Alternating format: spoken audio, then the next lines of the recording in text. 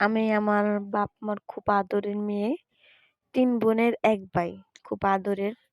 আমি খুব আদরের যেটা চাইতাম, চাওয়ার আগেই দিয়ে দিত। পড়াশোনা করতাম। অনেক মেধাবী একটা ছাত্র ছিলাম। তো অনেকদিন এভাবে কাইটা গেল মা-বাবার সংসারে। তো ইন্টার পাস করার পর আমারে আরকি বিয়ে দিয়ে দিল একটা সংসারে। বিয়ে দেওয়ার পর আমি সেখানে গেলাম। শ্বশুর ভালো, শাশুড়ি ভালো, ননদ ভালো। সবাই আমাকে আদর করে, ভালোবাসে। ভালোবাসে কিন্তু আমার স্বামী সে পরকীয়ায় যুক্ত ছিল একটা মেয়ের সাথে। সেটা আমি জানতাম না। তার সাথে ব্রেকআপ হয়ে গেছে। সে অনেক ডিপ্রেশনে ভুগতেছিল, খাওয়া-দাওয়া বাদ দিয়ে দিছিল।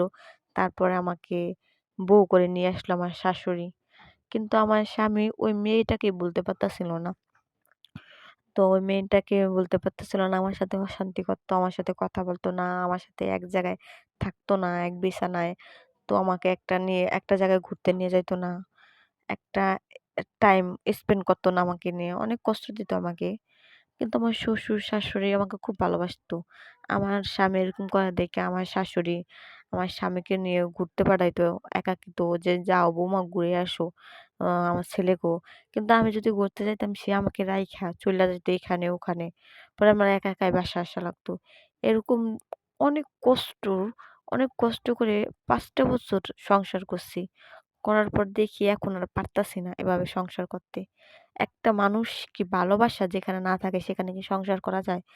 তারপর আমার বাবার কাছে জানাই, আমার শ্বশুরের কাছে জানাই, আমার শাশুড়ির কাছে জানাই। আর যখন আমার বাবার কাছে জানাই তখন আমার বাবা বলতেছিল, "তুই আগে কেন বললি না? তাইলে তো আমি তোকে ওইখান থেকে নিয়ে আসতাম।" কিন্তু আমি তো চাইছি যে আমি যেহেতু মেয়ে আমি সংসারটা টিকাই রাখার চেষ্টা করি।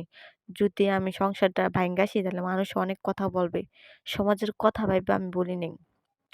পরে বলার পর শ্বশুর, শাশুড়ি সবাইকে বলার পর আমার বাপ-মার কাছে চইলা গেলাম। চইলা যাওয়ার পর আমার বাপ-মা কি করলো? যাওয়ার ১ মাসের ভিতরে ডিভোর্স দিয়ে দিল। ডিভোর্স দেওয়ার পর এত এতদিন যেহেতু একটা মানুষের সাথে থাকছি, খারাপ তো লাগবেই। কান্নাকাটি করি। অনেক কষ্টর বিনিময়ে একটু যখন ভুইলা গেছি, তখন সে কল দিল। কল দিল প্রায় ২ মাস পরে কল দিয়ে আমার সাথে কান্নাকাটি করতাছে যে, "আমার ভুল হইছে, আমাকে মাফ কইরা দাও। তুমি যখন ছিলা তখন তোমার মর্মটা আমি বুঝি নাই। আর এখন তুমি নাই, এখন তোমার মর্মটা আমি বুঝি। খাইতে গেলে শূন্যতা, তারপরে এক জায়গায় গেলে শূন্যতা, কেউ আসলে ভাত বাইড়া দেয় না, একাকিত্ব লাগে। তো আমি তোমার কাছে মাপ চাই।" তো এমন একটা মানুষকে কি মাফ কইরা আবার জীবনে কি ফিরাই নেওয়া যায়? আপনারা অবশ্যই কমেন্ট করে জানাবেন যে এমন একটা জঘন্য লোক যার সাথে আমার ডিভোর্স পর্যন্ত হইয়া গেছে। অনেক কষ্ট করে সংসারটা টিকায় রাখার চেষ্টা করছি কিন্তু পারি নাই।